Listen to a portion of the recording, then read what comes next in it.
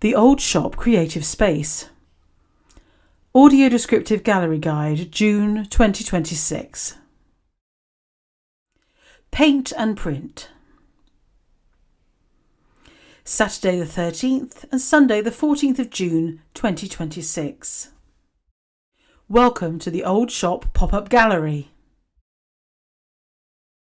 Paint and Print combines the works of oil painter Sophie Maloney and screen printer Sue Barnes. For our second exhibition, the Old Shop Pop-Up Gallery presents a contrast between town and country, city and seascape.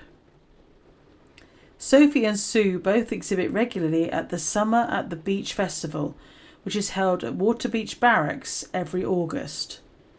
Sue Barnes is inspired in her screen prints by architecture, exploring the negative space that is created by buildings as well as their design and dramatic lines. In contrast, Sophie Maloney works mostly with oil on canvas, creating land and seascapes inspired by the historic competition between the water and the land in the Fens. Which way to the station? Sue Barnes. In this image, a woman on a bicycle cycles into the foreground, heading east. She is about to pass us and disappear. She is wearing a thick coat and hat. She carries a heavy-looking polka-dot-covered bag on her shoulder. Behind her in the midground are railings, a sign to a train station, a car on the move and the silhouette of traffic lights.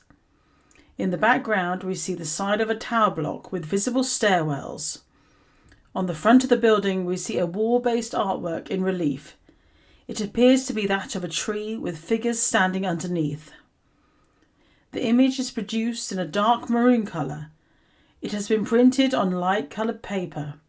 The lighter colour provides a backdrop for the maroon print, but also becomes a part of the image due to the artistic use of inversion.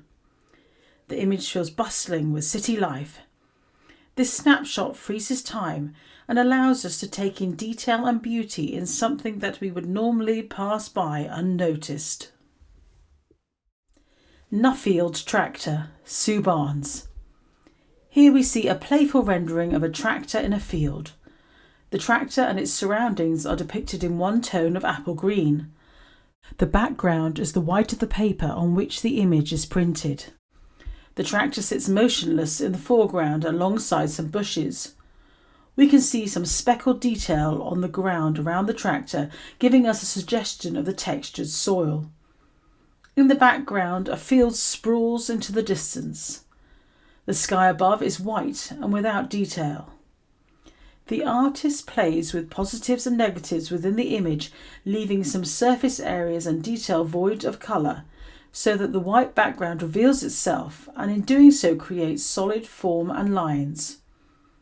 Overall, it is a peaceful image. With the absence of the farmer, it feels as if tools have been downed for the day. The tractor symbolises our working relationship with the land. Also, the artistic pastoral tradition of idolising rural life. Southfields, Sophie Maloney. Here we have a simplistic, almost minimalist depiction of fields, a lake, and perhaps a barn in the distance. The image is bright and pleasant. The sky is blue and lightly cloudy, and the dark barn creates a contrast against the light sky. In the midground, the fields and water are blocked into areas of light green and vivid blue. The lack of detail creates an undisturbed view. We take in the image as a whole and it feels serene and at ease.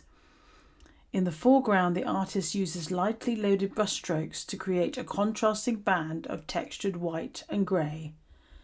This could be a wall, fence, or perhaps hedgerows for us to peer over. Dissected Salisbury Cathedral, Sue Barnes. This image is identical to Dissected Blue Salisbury Cathedral, but here we witness the power of colour usage. While Dissected Blue Salisbury Cathedral was produced in solely blue ink against a white background, here we have a yellow, blue and green ombre that completely shifts the feel of the work. The yellow gives a sense of time, maybe midday when the sun is high and bright. The green illuminates the trees and grass. It feels like a summer's day. Finally, the blue anchors the detail of the architecture and gives us the main focus of the work, the cathedral. Lakes, Sophie Maloney. This work feels somewhat abstract, though still recognisable. At the top of the image, we see a band of greens and browns. The colours blend and give a sense of dense forest and vegetation. Beyond the trees, we catch a slither of light blue sky. Beneath the band of greenery, we have a wide expanse of white, grey and blue. There is a gradation of colour from flecked white to dark, deep, undulating blue. Though discernible, the colours share the space, giving a sense of wholeness. It feels like we are viewing a vast lake and simultaneously witnessing bright sunlight catching the surface whilst peering deep into its plunging depths. Seascape 5, Sophie Maloney. The image here is divided into two halves. The top half shows us a calm, cool grey sky, perhaps after a rainstorm. A warm glow emanates from the bottom left as the sun begins to break through. An alternative reading could be that the sky is beginning to darken as the sun starts to disappear. The sky, either way in this image, is a liminal space. The bottom half of the image dominates the scene. Deep blues and greys bump together and create movement and rich scrambled textures. The sea appears tumultuous in relation to the serene sky. But we know, like the sky, the sea too will calm, and this moment of contrast will be fleeting. Dissected Blue, Salisbury Cathedral, Sue Barnes. This print was created using striking navy blue tones on a white background. Here we see the steel beams of Conrad Shawcross's monumental sculpture, Formation 1, the dappled light of the sun, twist and turn, obscuring the view of Salisbury Cathedral. The striking facade homes in and out of view, while the dark beams slice through various views of the building, creating a type of architectural collage. While we need to turn our head to understand the parts of the cathedral we are seeing, the central image draws our gaze and leads us to a view of the famous spire, which stands clear and proud against the broad white sky. The detail of the building is evident in fine mark making. This exquisite minutiae is a powerful contrast to the thick beams of dense blue. Fort, Sophie Maloney. Though this painting is quite abstract in nature, the title of this work allows us to use our imagination and seek out details within the image. On first inspection, we see a painting that consists of horizontal layers of white, blue, grey and orange. The colours roll together and merge in places. The paint lifts from the canvas in an impasto manner. Understanding that we watch the sea from a port allows us to realise that the paint does indeed roll together. It crashes and swirls as waves collide, rush and withdraw. The rich, thick paint gives depth to the water, while white flecks denote froth and movement. We do not see the sun in the distance, only a band of darkening blue at the top of the image. Warm orange colours dance across the surface of the water. It feels like sunset, and we are catching a glimpse of the last rays of sunshine of the day. Salisbury Cathedral, Sue Barnes. This work is identical to Looking Through at a Brighter Future, Salisbury Cathedral, but rather than a solid background of lime green, the artist has used a forest green that appears to shift in tone as if a light is being cast across the work. The sculpture and cathedral appear to be shown in negative, which gives an almost spectral feel to the structures. Fields 2, Sophie Maloney. This image has been divided into three parts. 1/3 at the top of the image shows shades of light blue. It feels like a spring day and the weather is clement.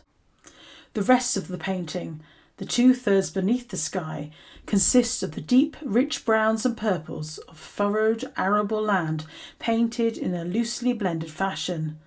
Streaking across the field, we see highly contrasted, thin, vivid green lines within the furrows. The field feels full of potential as it begins to burst into life. Fields 1, Sophie Maloney. Here we have an image of three parts. In the foreground, we see almost abstract, bold, wavy green lines in a row. On a background of mottled browns, greens and purples, they lead away from the viewer and merge into an artistic vanishing point in the distance. The lines represent rows of crops in a field. Their vibrant colours suggest leafy green vegetables or brassicaceae. Above the fields within the image and into the far distance for the viewer, we see smaller green lines, suggestions of more fields beyond the one that lays before us. There's a dark embankment of purples and browns. It seems hills lie beyond the fields, and we, the viewers, are perhaps in a valley. The top third of the image above the embankment of dark hills and trees is open sky. Downward heavy grey brush marks denote rainfall or its imminent arrival. Despite darkened skies, the image is lifted by the electric green lines of thriving crops. Looking through at a brighter future, Salisbury Cathedral. Sue Barnes. Shawcross's sculpture Formation 1, The Dappled Light of the Sun, a piece produced in celebration of the 800th anniversary of the laying of the cathedral's foundation stones, takes centre stage in this vibrant green and black print. The work sits high on a steel beam in the foreground and perfectly frames our view of the spire in the distance, with a halo of twisting and protruding geometric forms. The sculpture and the cathedral, with its surrounding trees and visitors, are all presented in black. All other colour has been replaced with a lime green hue, giving the work a modernist feel. Audio descriptive text by Lorraine Pajak. Film and narration by Sue Moore. Art by Sophie Maloney and Sue Barnes. Photo of the Old Shop by Photojam. The Old Shop Creative Space, 3A, Church Street, Hingham, Norfolk, NR9 4HL.